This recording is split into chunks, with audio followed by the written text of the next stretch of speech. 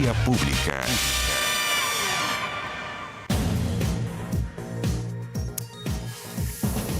¿Qué tal? Bienvenidos a Vía Pública. El presidente Gabriel Boric inauguró este lunes la esperada nueva extensión de la línea 2 de Metro de Santiago, recorrido de 5,4 kilómetros que beneficiará a más de 600.000 personas de la zona sur de la región metropolitana. A las 2 de la tarde se abrieron las puertas de las 4 nuevas estaciones que conectan ahora a las comunas de El Bosque y San Bernardo con el centro de Santiago y toda la red de metro en realidad. Bueno, pero con el centro de Santiago en 27 minutos. Fíjese que ese viaje, para hacer la comparativa, le escuchaba hoy día al ministro de Transporte, ese viaje hoy día se hace en aproximadamente 45 minutos. Imagínese usted lo que significa día a día ahorrarse ida y vuelta ese diferencial. Es fantástico, son 18 minutos aproximadamente, pues es 20, 15.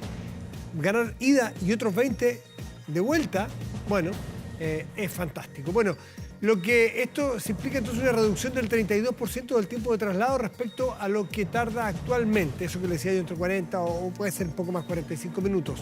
Las nuevas estaciones son El Bosque, Observatorio, Cópalo Martínez y al final, llegando a San Bernardo, esto desde la cisterna, que era la última de línea 2, llegando más al sur a San Bernardo, el Hospital El Pino, más o menos en el límite del Bosque y San Bernardo.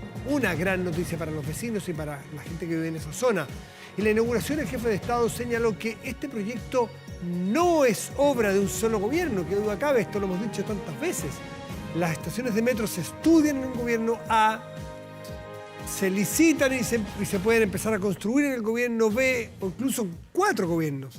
Se licitan en el gobierno B, se construyen en el D y se inauguran en el E. Por lo tanto, es probable que esta extensión, no sé el dato exacto, lo voy a ser bien franco, que haya empezado en Bachelet 2. Pero la gracia es que las políticas de Estado continúan. Lo hemos dicho tantas veces, pero vale repetirlo. Una institución que funciona, una empresa como Metro que es ícono en esto, y una política pública que es respetada y no cambiada. ¿Sabe usted otro datito? ¿Sabe que a Chile le cuesta un poco menos de 100 millones de dólares cada kilómetro, contabilizando los carros, la tecnología, las estaciones, la excavación? Es un poco menos, 90 y tanto, déjenlo 90, entre 90 y 100 millones de dólares por cada kilómetro. Fueron 5,4 kilómetros esta vez. Y la maravilla es que este precio que le cuesta a Chile es muy inferior a otros metros en el mundo por el expertise de Metro, empresa pública chilena que es un orgullo. Felicitaciones a la gente que trabaja en Metro porque lo hacen de manera increíble y dan un servicio fabuloso. Ahora, como decían los propios vecinos, queda que los cuidemos nosotros. Que lo cuidemos porque es un valor enorme que a veces si no lo tenemos, bueno, ya lo perdimos un tiempo, ¿se acuerda? Y cómo lo valoramos. Bueno, en esta inauguración, insisto, el jefe de Estado dijo que esto no es solo obra de un gobierno, sino de una política de Estado. Este gobierno también ya está estudiando otras ampliaciones, línea 8, terminando línea 7, extensión de otras líneas. Así es que Metro vuelve a ser un gran servicio y un gran orgullo para nuestro país. Vamos a la mesa de conversación.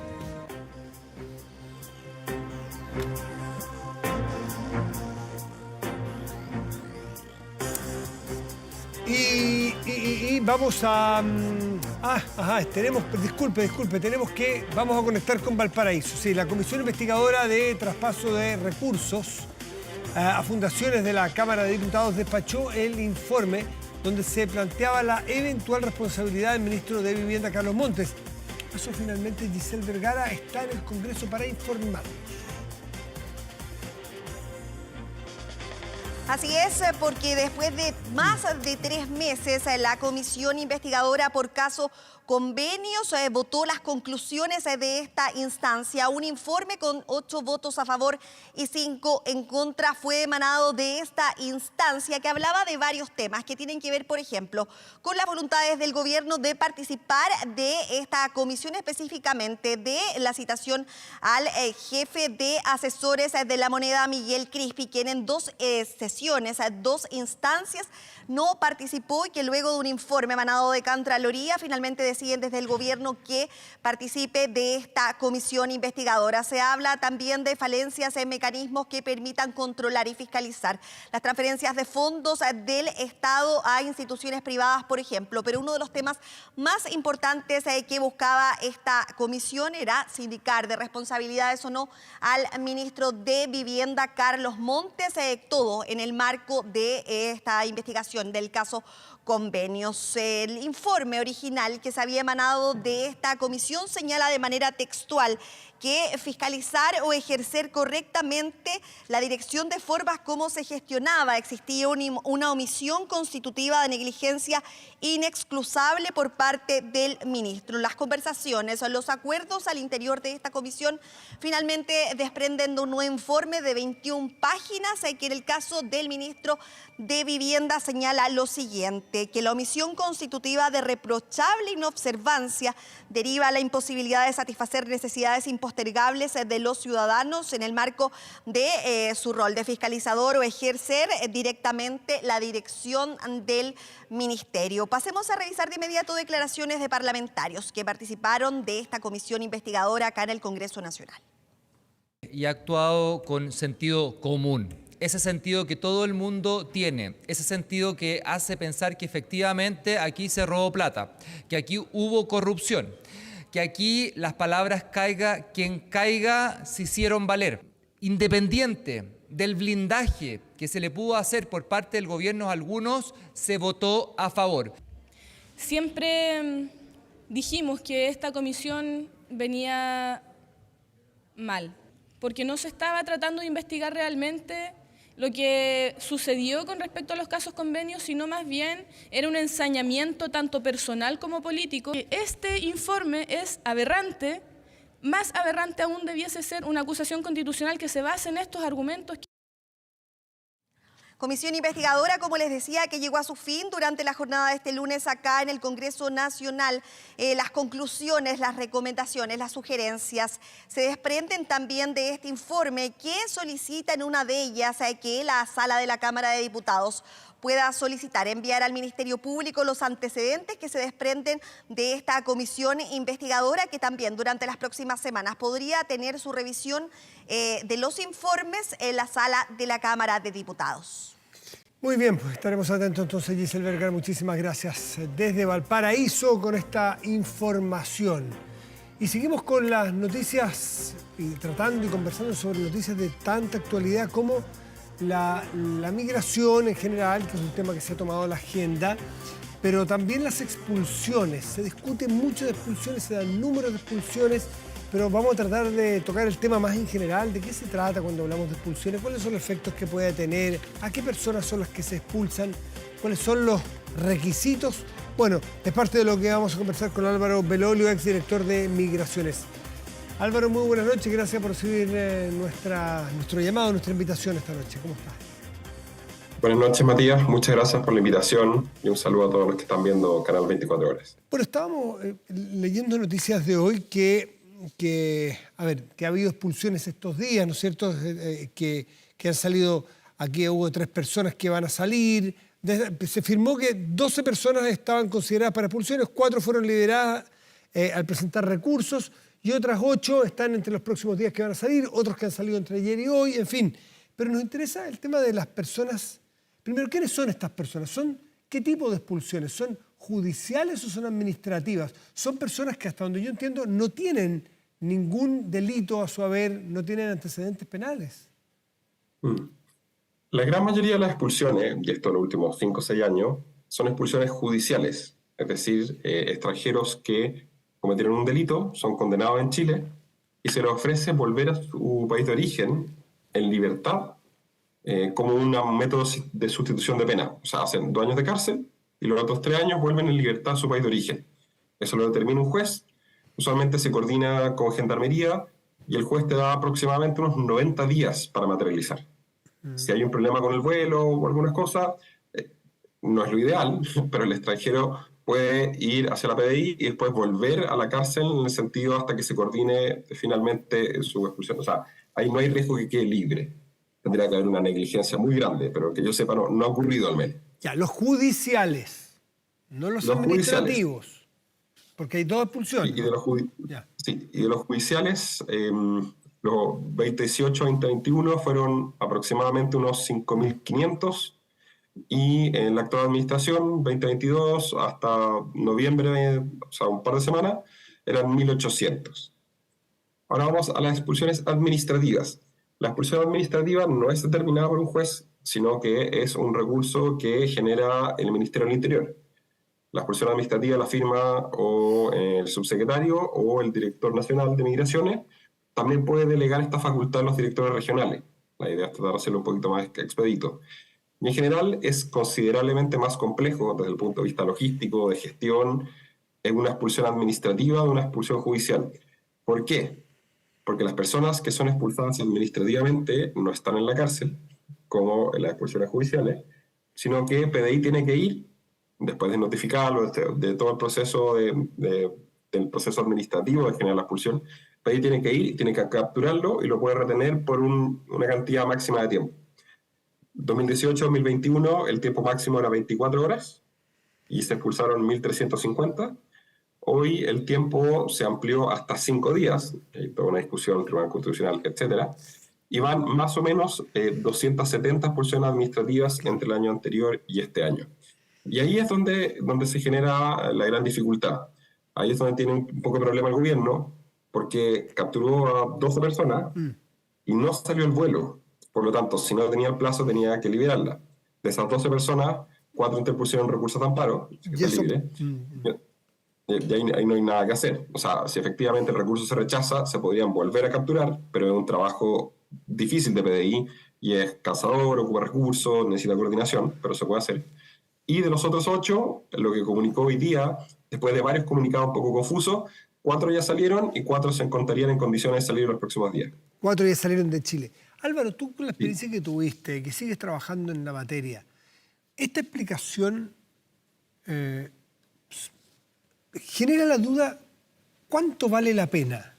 Los recursos que se implican, que se gastan, que se usan, el desgaste, para expulsar a personas administrativamente. ¿No es acaso un desenfoque cuando el problema lo tenemos con los inmigrantes? No con todos los inmigrantes, lo tenemos con los inmigrantes que cometen delitos. ¿Para qué? ¿Cuál es la lógica, tanto en el gobierno en que tú trabajaste, en el del presidente Piñera, como en este? Creo que me lo expliques como un técnico. ¿Por qué un país se desgasta tanto con lo que estamos viendo, con el costo económico que tiene, de funcionarios, de tiempo, el costo político que te falle porque hay un tribunal que indica tal o cual cosa? ¿Por qué se expulsa administrativamente, aunque hay una falta, lo sé, cuando tenemos el problema en el delito que cometen algunos extranjeros? Es una buena pregunta y una pregunta un poco más ideológica, o sea, la razón por la cual se hace el proceso. Hoy día hay consenso en que las expulsiones judiciales y los extranjeros que cometen delito o los extranjeros que tenían antecedentes penales e ingresan a la mala deben ser expulsados. Creo que es un avance. Este consenso no estaba hace 3 años. O sea, creo que ha ido un concepto de romantización y se ha ido facilitando. Y hoy día, a excepción de un par de organizaciones activistas, son muy pocos los que critican las expulsiones judiciales. Ahora bien, con las expulsiones administrativas tiene que ver con un concepto un poco más de fondo. Es, ¿para qué tenemos ley de migraciones si es que permitimos que un extranjero ingrese sin cumplir los requisitos, sin tener visa, ingrese ilegalmente, e igual le damos visa? Y la segunda pregunta es, ¿cuál es la capacidad de las comunas de las regiones de recibir a todo extranjero que se quiera venir sin que el Estado pueda tomar una medida o tomar una decisión con respecto a eso? Entiendo, es no dejarla pasar, es la señal, yo entiendo. Pero estamos hablando que se fueron 4 personas, que se van a ir otras 4 y que 4 tuvieron que quedar en libertad. 12 personas. Dime tú cuántas personas han entrado en los últimos 3 años, 2 años, el último año. Entonces quedamos un poquito en ridículo. Es decir, hacemos todo esto una señal para decir que a Chile no se viene a jugar. No hablo de los delincuentes, hablo de la gente honesta. No se entra sin... Hay un procedimiento para entrar. Vamos a expulsarlo. Expulsamos a 12. A 12 en estos días. Estamos hablando de las noticias, estamos haciendo todo un tema de esto. Entonces, siento que estamos un poquitito, no sé, gastando un poquito, como decía el dicho popular, pólvora en gallinazo, creo que se dice, en personas que no son peligrosas, en personas que no hacen daño, en fin. Yo entiendo varias cosas. Uno, yo estoy de acuerdo, o sea, expulsar 12 en un año, el año pasado expulsaron 30 en total, es nulo, pensando que desde enero del año pasado han ingresado clandestinamente 94.000 migrantes, según los datos de la PDI. Pero también tiene que ver un poco con la probabilidad de que ocurra. En un caso concreto, hoy en día, la tasa de expulsión del gobierno actual es más o menos que expulsa 1 de cada 500 ingresos clandestinos. Es muy, muy bajo. En la administración anterior, mejor momento, el año 2019, hubieron cerca de 8.000 ingresos clandestinos y se expulsó administrativamente como a 600, cerca de un 8%. ¿Las expulsiones resuelven el tema? Completamente no. Las expulsiones deberían ser la única forma de control fronterizo o de control migratorio, de ninguna manera. No hay ningún país del mundo que tenga una política que solo base en temas de expulsiones. Pero sí es bien distinto cuando alguien toma la decisión de ingresar clandestinamente a otro país, si la probabilidad de expulsión es un 8% o un 0,2%. Porque al final lo que pasa hoy en día es que está la sensación, y nosotros lo medimos y nos dicen eso, está la sensación de que ingresar clandestinamente no tiene sanción. Sí, Álvaro, pero... Yo estoy de acuerdo que esto debería ser otras condiciones. O sea, yo creo que deberían ser 3 líneas mucho más efectivas, mucho más rápidas, más de corto plazo y mucho más costo efectivas. Ahora, Número uno, el control fronterizo se habilitó una medida que se llama la reconducción, que efectivamente a la actual administración no le gustaba. Fue al Tribunal Constitucional, lo cuestionó fuertemente. Pero la reconducción hace que extranjero que ingrese clandestinamente y se detiene en flagrancia, se puede devolver. El año pasado encontraron a 25.000 personas en flagrancia. Este año van en 18.000, que son los datos que ocupa la ministra Toá, lo que tiene que ver con los datos del norte, de la UCEN. Entonces, ese grupo, si es que entra por Bolivia y no son ciudadanos bolivianos, por una decisión del Ministerio del Interior, no los pueden devolver. Dicen que efectivamente hay problema con Bolivia, y te lo acepto, y me tocó negociar con Bolivia y es súper difícil. Pero en febrero de 2022 nosotros devolvíamos extranjeros no bolivianos a Bolivia. Y también teníamos una posición un poco más activa, por así decirlo, con respecto a hacer respetar los derechos y el territorio chileno. Porque son extranjeros que estaban de residentes en Bolivia, que habían egresado ilegalmente de Bolivia. Álvaro, por lo tanto, Bolivia tenía una responsabilidad. Y ahora, es mucho más efectivo este control que el proceso de expulsión, y eso hoy no se está haciendo. Ahora, hay otras alternativas y otra política que es bien distinta, más fuera de la caja, porque esto frente a los que entran porque son irregulares, clandestinos. Pero también hoy día leí una noticia de Perú, que entiendo que Perú tiene creo que son 3 veces más venezolanos, que es el pueblo que más ha sufrido por la dictadura, en fin, y que este éxodo es de lo más notorio, ¿no es cierto?, en los últimos años en nuestro continente. Hablemos solamente de las personas que han venido de Venezuela. Entiendo que Perú tiene 3 veces más migrantes venezolanos que Chile, algo así. ¿Estoy en lo correcto? Es casi 4. Casi 4. 480.000 versus 1.650.000. En el caso de los venezolanos, los últimos 3 años, entiendo, y también corrígeme si estoy mal, tenemos un saldo, un neto negativo. O sea, han salido los últimos 3 años más venezolanos de los que han entrado. Y en Perú, hoy día vi que han salido muchísimos venezolanos del Perú de manera absolutamente voluntaria, porque cambió la medida de migración en Perú. Pero en Perú los empadronan.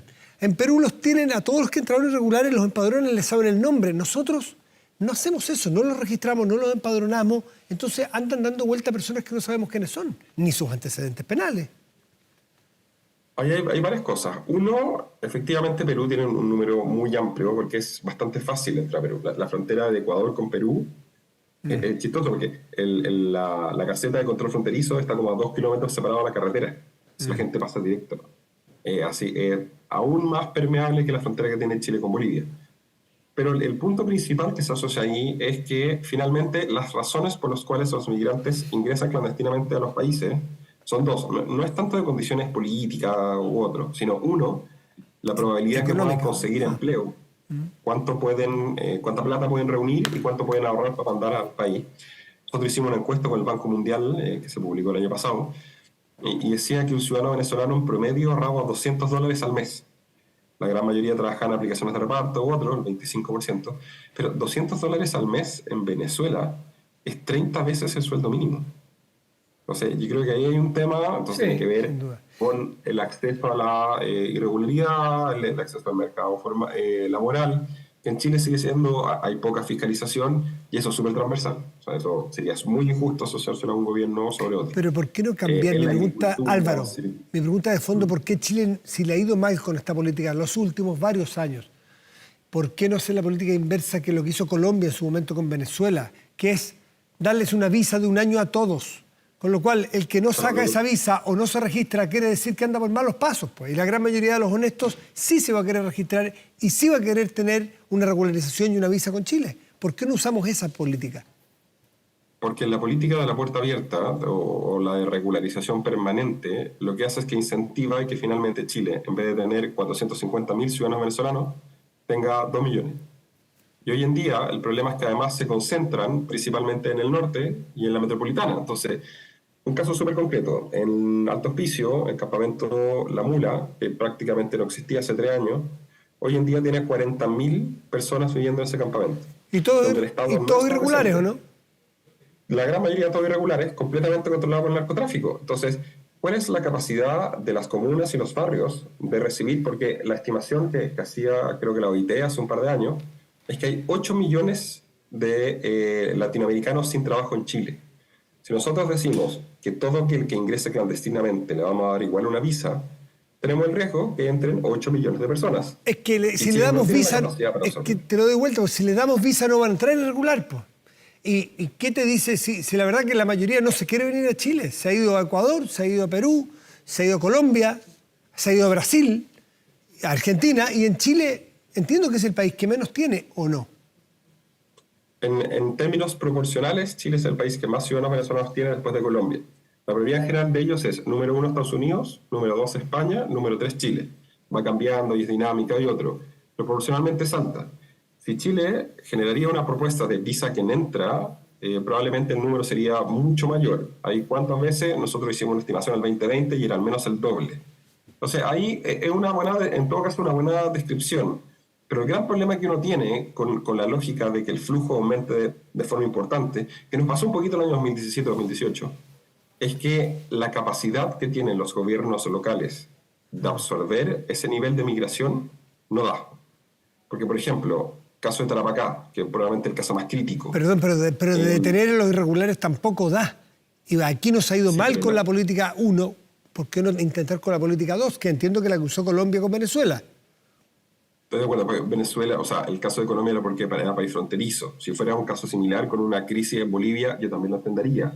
Porque lo que estaba haciendo Colombia es, como yo soy el primer país seguro donde salen, yo prefiero darles visa a que hagan un proceso de refugio, que es distinto al caso de Chile.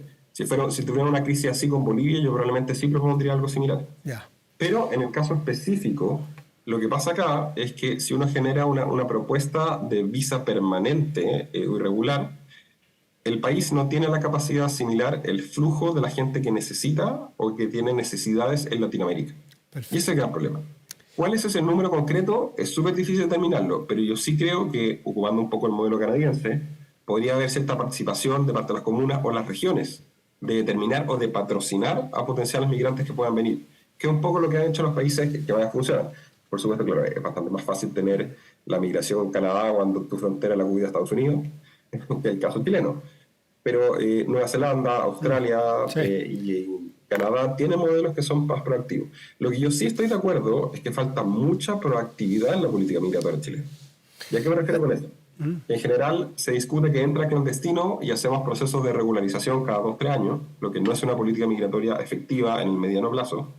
Y sí viendo que hay potencial y hay necesidad de las regiones. Entonces, ¿cómo tú ofreces un proyecto de vida que sea atractivo para migrantes en regiones donde se necesita gente? O sea, es muy distinto el caso de Tarapacá, donde tenéis 20-25% de población migrante, totalmente colapsado, versus los lagos, los ríos, Aysén, Magallanes, donde hay una necesidad. Entonces, cierto incentivo, o pensarlo, el incentivo correcto, puede ser mucho más efectivo. Y en eso estoy de acuerdo. Y en términos de flujo, ahí es bien, yo creo que ese caso es comparable. Chile tuvo un momento en donde prácticamente no ponía requisitos y le daba visa a todo, que fue, yo diría, segundo semestre de 2016 hasta finales del 2018, que fue lo que llamamos el turismo laboral. En ese momento entraron como turistas y se quedaron cerca de 900.000 personas. Y los ingresos clandestinos que tenemos en los momentos más álgidos en Chile, o sea, 2021, 22, 23, según la PDI suman 170.000. Perfecto. O sea, sigue siendo un 30% del flujo completo del turismo laboral. Un proceso más moderado, por ejemplo, nosotros siempre incentivamos mucho la importancia de la visa trabajador de temporada. Darle a ciudadanos peruanos o bolivianos visas por 5 años que pueden estar en Chile hasta 6 meses al año. Eso subía completamente los estándares y no se ha implementado. Cambiaría muchísimo. Álvaro Lolio, como siempre, muchas gracias por atendernos. Que estén muy bien. No, muchas gracias. Que tengan una buena noche. Buenas noches. Hacemos una pausa, volvemos, espérenos.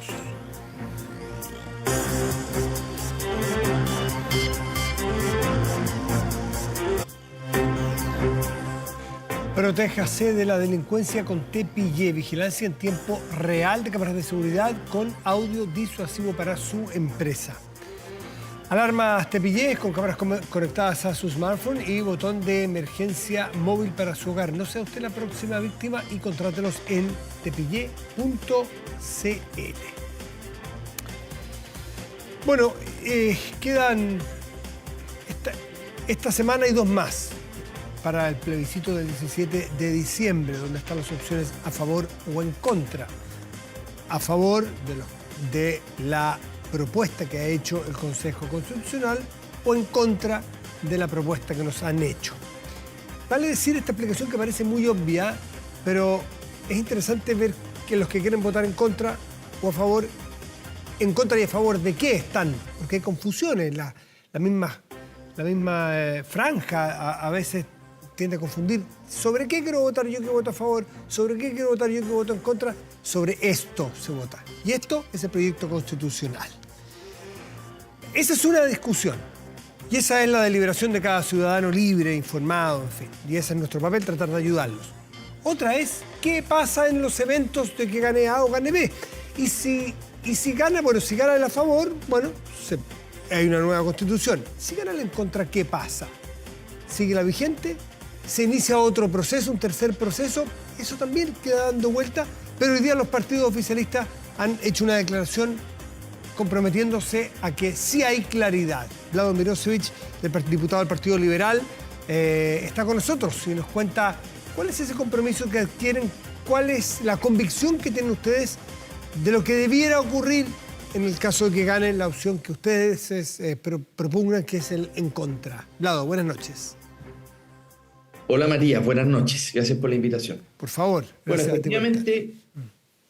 efectivamente hoy los partidos del oficialismo, sin excepción alguna, todos los partidos del oficialismo, firmamos una declaración en donde nos comprometemos a no seguir prolongando el debate constitucional en caso de ganar la opción en contra, ¿no? Es decir, no habría un tercer proceso constitucional, lo decimos de manera explícita en el párrafo de la declaración en donde nuestros votos en el Congreso no estarán para iniciar una nueva negociación, un nuevo proceso, ni con elección, con convención, ni mucho durante, menos. O sea, durante este gobierno, y lo pregunto por qué, no porque se me ocurrió a mí, porque lo leí de una declaración de hace, será un mes aproximadamente, del Frente Amplio y del Partido Comunista, que decían, votemos en contra y no va a haber un nuevo proceso en este gobierno. ¿Eso está corregido?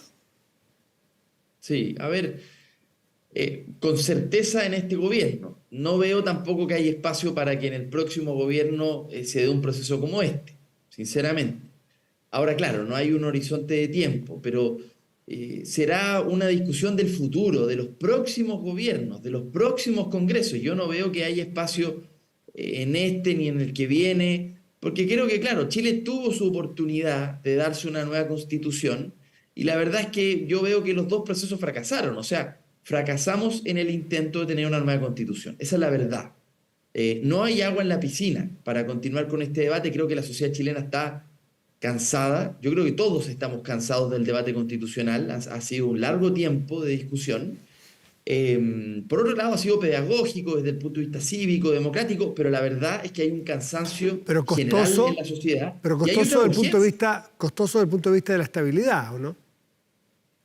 Y de las certezas. A ver, sí, yo creo que claro, es parte también de lo que uno se cuestiona de aquí al 17 de noviembre. O sea, creo que claro, un proceso, o sea, todo debate democrático, constitucional, por supuesto que va a producir cierta incertidumbre, pero razonable. Yo en general no creo, o sea, porque era por eso entonces ningún país podría nunca discutir sus reglas, ¿no? Entonces, no, yo creo que en general los procesos constitucionales, en la medida que se hagan bien, democráticamente, otra cosa es el resultado final, si termina de gustar o no. Pero en el caso chileno, al menos nos dimos una salida institucional a crisis sociales y crisis políticas. Y, bueno, otra cosa es que no gustó el del proceso anterior, el resultado final. Creo que este tampoco termina de gustar y que se va a rechazar el 7 de noviembre. Pero al menos, como país, nos dimos un debate y nos dimos una canalización institucional a una crisis. Aunque fracasamos en el resultado final. Vlado, pero yo entiendo entiendo este pronunciamiento de los partidos, de todos los partidos oficialistas, primero en función de lo que había dicho el Frente Amplio y el Partido Comunista de que no en este gobierno. Ahora corrigen, matizan, pero es un matiz bien importante. Ahora, compromiso a que no habrá otro. Y yo te pregunto, ¿en este gobierno? En principio en este gobierno. Pero la lógica es que si hay un grupo de partidos y una generación que gobierna que ha hecho del leitmotiv de su funcionamiento político, sus propuestas políticas al país, de cara al país, transparentemente, que la Constitución vigente es madre, reina y señora de todos los problemas y que es parte de que se había consolidado el neoliberalismo que había que enterrar, si es que ganan la opción de ustedes, que se le en contra, esa madre, reina y señora de todos los males, la Constitución vigente, es la que va a seguir. Por lo tanto, sería muy raro que no se empezara muy pronto, ante el primer tropiezo de este país, ante cualquier cosa, digan, bueno, ¿qué quieren? Si tenemos una pésima Constitución, en el caso de que siga la vigente, o sea, que gane el en contra que ustedes quieren. Por lo tanto, la gente en su casa tiene el perfecto derecho de decir, miércale, la verdad es que no es muy probable que en el mediano y largo plazo no volvamos a un intento de tercer proceso constitucional. Bueno, Matías, como te digo, creo que el compromiso de los partidos del oficialismo es bien claro. Iniciar un tercer proceso constitucional no tiene sentido alguno. La sociedad chilena agotó su capacidad de darse un debate constitucional. Ha sido largos años, cansadores años respecto a este tema. Yo sinceramente creo que no hay agua en la piscina, no hay agua en la piscina. ¿Cuándo la habrá? Es una respuesta difícil de tener. Yo creo que en un buen tiempo más. Ahora, eso no quiere decir, Matías, de que, por ejemplo, en el caso de descentralización, si es que entendemos las distintas fuerzas políticas de izquierda a derecha que hay que profundizar la descentralización, claro, podrá haber acuerdos para hacer una reforma constitucional y darle más poder a las regiones por 4/7, que son los votos que se requieren en el Congreso para una reforma constitucional. Bueno, en eso creo que nadie se opondrá, pero no es iniciar un proceso constitucional como lo hemos entendido hasta ahora. No se va a iniciar un tercer proceso, ni en este gobierno ni en el próximo. Pero claro, si hay que hacer una reforma de descentralización, ¿se podrá modificar la Constitución actual? Sí. Nadie está diciendo que vaya a ser intocable la Constitución vigente, ¿no? En la medida que hay un acuerdo transversal, porque recordemos que los 4/7 para reformar es el quórum actual. Sí, claro. 4/7 para reformar, es decir, 89 diputados. Eso ya requiere de transversalidad, requiere de izquierda y derecha. Sí, pero también tenemos el recuerdo bastante presente, porque no fue hace tanto tiempo, en que la realidad de la calle pasó por sobre los quórums.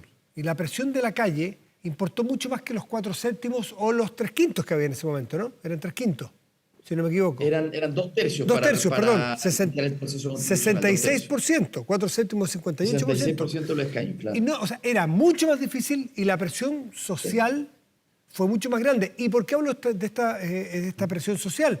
Porque en los últimos días, y no voy a nombrar a nadie porque hay algunos que han matizado sus palabras, han mencionado siquiera la palabra estallido.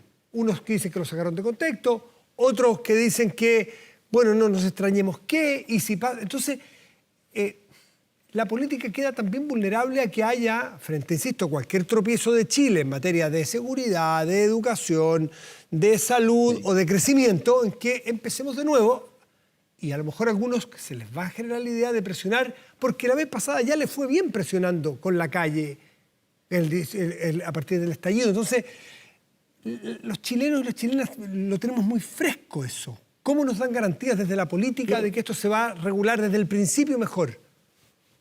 Yo no creo, Matías, que ese sea el ánimo dominante de nadie. No, hoy no, pues. Y de la mayoría no, sin duda. No veo que haya nadie en esa. Porque claro, o sea, a ver, si Chile rechaza sus 2 propuestas constitucionales, eso es un fracaso muy grande. O sea, van a quedar pocas ganas de seguir ese intento. Ahora, claro, la política en el futuro tiene contingencia y probablemente vaya a ser necesario grandes acuerdos para hacer mejoras en el país. Y eso puede suponer también una mejora de alguna parte de la Constitución, puede ser. Pero un nuevo proceso tal y como lo conocimos en este primero y segundo, yo, Matías, no sé en el horizonte de tiempo cuándo vaya a venir eso.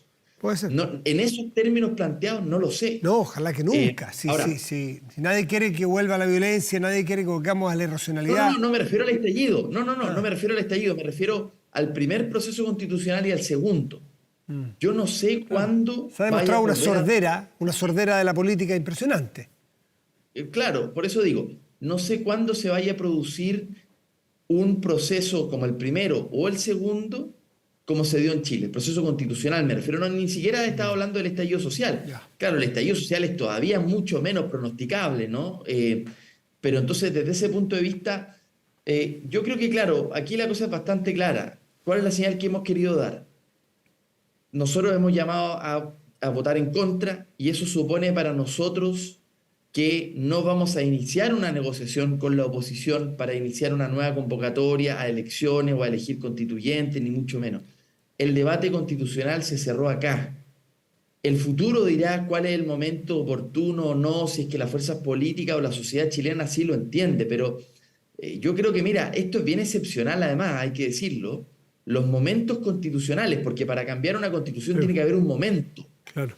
Esos momentos constitucionales se dan pocas veces en la historia, no es una cuestión tan repetitiva. Probablemente lo que vayamos a ver en el futuro, Matías, es que frente a una determinada coyuntura más programática en educación, en salud, en pensiones o en descentralización o lo que tú quieras en medio ambiente, probablemente la respuesta va a ser más específica respecto de eso. Claro, ir más paso a paso. Ese es mi pronóstico, eso es lo que yo creo, porque no es tan sencillo que se dé un momento para rediscutir todas las reglas. Tú, Vlado, no pensando en ti mismo, que no es un actor. común. Sí, pensando en ti mismo, hacer un ejercicio, porque tú eres un líder político hace bastante rato. ¿Tú cambiaste de opinión respecto de la Constitución vigente? 1. Y 2, de que si eres autocrítico en cuanto a que se le atribuiste, te lo pregunto, no es un juicio, por favor, si le atribuiste demasiada relevancia social a un cambio constitucional, esos 2 temas.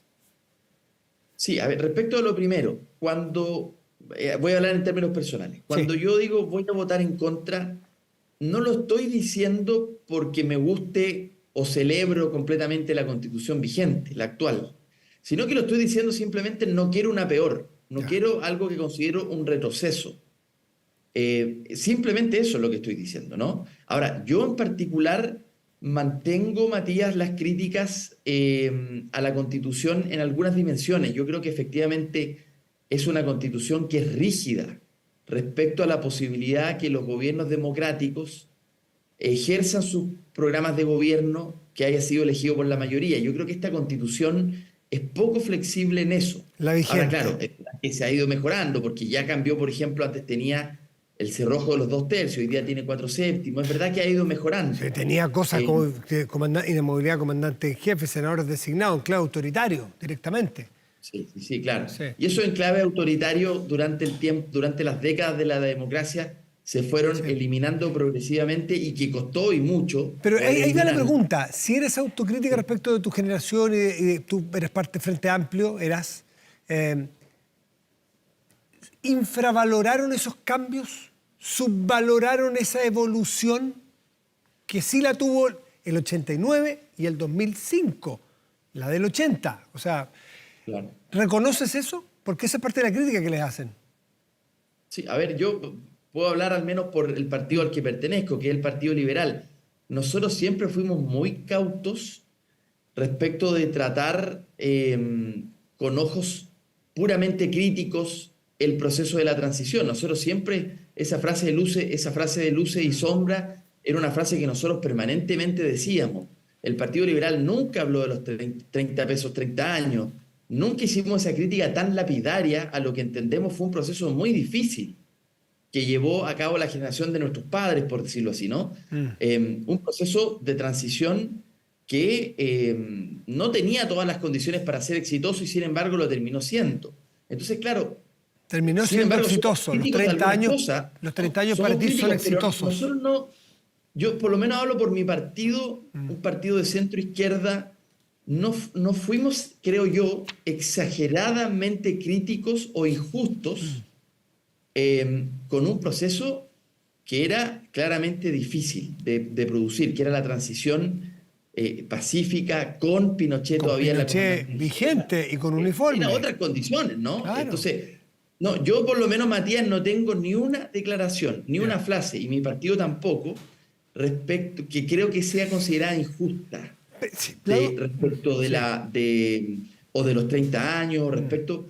En general nos cuidamos de no hacer declaraciones tan exageradas, ¿no? Perfecto. Puedo hablar al menos por mi partido. Sí. Vlado, Partido Liberal. me queda muy poquito y quiero hacerte una pregunta porque hay las personas que yo escucho una pregunta por la pega, le está preguntando siempre, y los que están más en duda, ese porcentaje que dependiendo de cada encuesta están ahí en la duda, están evaluando y van para acá, van para allá, de las dudas más recurrentes parece ser el sistema político, que les parece que en esta propuesta hay un cambio de sistema político, no va a perfeccionar, no perfecto, pero mejor que lo que tenemos, y eso los hace dudar. Entonces la alternativa sería, bueno, si se rechaza, o sea, se gana la en contra, no correría, digamos, ¿no es cierto?, la propuesta del sistema político. Ustedes como parlamentarios, una mano en el corazón porque conoces bien el Parlamento, ¿tú crees que los incumbentes estarían disponibles, si es que ganan la en contra, a partir del 18 de octubre, a evaluar una reforma al sistema político que según todos los expertos parece ser lo más grave que tiene nuestro país hoy en día y lo más necesario cambiar? Mira, que es una muy buena pregunta, Matías. Yo creo que de aquí al 17 de diciembre podemos tener la oportunidad de instalar esa discusión seriamente. ¿Y por qué no forzar de buena fe, me refiero, de buena línea, forzar un acuerdo lo más transversal posible respecto de reforma al sistema político que yo creo súper necesaria? Que afecta a los actuales, ese es el problema. La gente dice, los parlamentarios no van a querer cortarse a sí mismos facultades o autolimitarse. Son incumbentes, se van a cuidar la pega entre ellos. Bueno, pero creo que será necesario entonces que la sociedad chilena sepa quiénes verdaderamente no están de acuerdo con hacer mejor el sistema político. Por último, que se sepa en última instancia, ¿no? Es decir, me parece que de aquí al 17 de diciembre sería muy interesante, por ejemplo, que nos hagamos cargo de un tema que a mí me preocupa sobremanera y que está, creo, en el corazón de las dificultades de llegar a acuerdos, y es la indisciplina parlamentaria. Esta idea de que cada uno es un átomo aislado, se gobierna solo, hace lo que quiere, no tiene una unidad programática con el resto, me parece muy complicado. Si uno mira las sociedades desarrolladas tienen una condición, tienen un sistema de partidos fuerte, pero eso requiere, Matías, una idea que no es tan popular, lamentablemente, no lo digo dentro del Congreso, no es tan popular tampoco afuera, que es fortalecer a los partidos. A los partidos hay que darle poder. Si uno no le da poder a los partidos, entonces no va a tener capacidad de llegar a acuerdos de manera estable. Y si no tiene estabilidad en los acuerdos, no tiene crecimiento económico y no tiene justicia social. O sea, ninguna de las dos cosas son conseguibles sin un sistema fuerte. Miren, les pregunto, nómbreme un país desarrollado del planeta que no tenga un sistema de partidos fuertes. No hay ninguno. Hay una correlación directa entre partidos fuertes, instituciones fuertes, democracia sólida y democracias desarrolladas y sociedades prósperas. La relación es lineal. Entonces, pero yo me he encontrado con algunos que me dicen, sí, pero es que entonces es un poco impopular darle poder a los partidos. Bueno, entonces, ¿de qué estamos hablando? O sea, no hay otra manera. No hay otra manera. Lado Mirose, como siempre, un gusto conversar contigo. Que tengas muy buenas noches y gracias. Gracias a ti, Matías. Un abrazo. Chao, chao. Y porque una gran persona necesita una gran camioneta, súbete junto a tu familia a Jack T8. Equipada con cómodas cabinas en su interior, aire acondicionado, volante regulable a tu altura, Apple CarPlay, Android Auto. Descubre este modelo en jackautos.cl. Con Jack T8 estás para grandes cosas. Hacemos una pausa y ya volvemos. Esperemos. Estamos de vuelta en Vía Pública y revisamos nuestro portal de contenidos y noticias 24horas.cl, que en este momento destaca lo siguiente. Estos son los 4 cambios realizados en calificación de registro social de hogares. Esto es muy relevante para poder acceder a beneficios, bonos, ayudas. Así que ya lo saben, 24horas.cl, revise esta noticia y todos los detalles. Y en este lado de la pantalla revisamos el pronóstico del tiempo para mañana y los días que siguen. Durante toda esta semana tenemos sol, básicamente sol. Un día parcial el día viernes, pero igual con 26 grados de máxima probable, pero usted puede ver que está entre 27 y 28 y el sábado ya se pega una subida un poco más, ya más marcada, llegando a los 30 grados de máxima probable. Así que semana de mucho sol, semana de altas temperaturas. Los primeros días nada muy fuerte, pero igual hay que cuidarse mucho del sol, ponerse bloqueadores y andar siempre con agüita porque a veces si lo pilla ahí sin sombra es duro el sol, ¿no es así? Esto para Santiago esta semana. 84 años habría cumplido Tina Turner, cantautora, bailarina y actriz de origen estadounidense, una de las artistas musicales más exitosas de todos los tiempos, según los expertos, con un gran éxito en su país natal desde finales de los 50. Tina Turner vendió más de 200, o ha vendido porque sigue vendiendo, Tina Turner más de 200 millones de copias en todo el mundo. Ganó 12 premios Grammy. Comenzó su carrera a mediados de la década de los 50, como le decía, como cantante de performance con su esposo, como solista. Su álbum Private Dancer de 1984 la lanzó de nuevo al estrellato. Es reconocida por su poderosísima voz, su enérgica puesta en escena. En octubre del 2021 ingresó al Salón de la Fama del Rock and Roll. Con Tina Turner despedimos Vía Pública de hoy. Que tenga muy buenas noches y gracias por venir.